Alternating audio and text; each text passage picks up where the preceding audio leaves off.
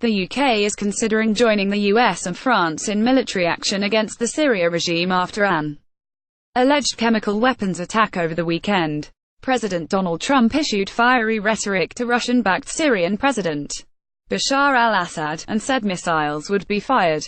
The BBC's security correspondent, Gardner, warned if the UK intervened, Britain could be wiped out from Russia, ramping up World War III fears.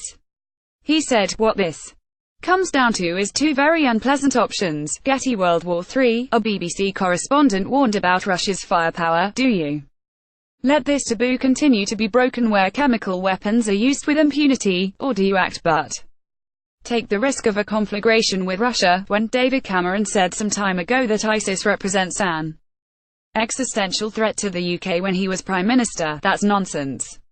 Russia's ICBMs represent an existential threat.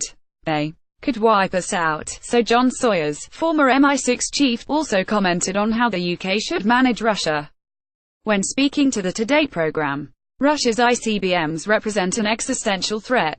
They could wipe us out. BBC security correspondent Gardner, he said, "We face many dangers in dealing with Russia, back to a level of danger we haven't seen until since the Cold War, so we have to be very firm in our own defense of our interests and our values and the norms that we stand by. That means investing in our defense, and it also means very clear communication with Moscow." The former MI6 chief added UK and US would go to great lengths to avoid even inadvertently damaging Russian forces. It comes after Syrian dictator Bashar al-Assad was accused of a suspected gas attack which allegedly killed about 70 people in Douma at the weekend. US President Donald Trump warned action would follow the attack from Russia-backed Assad.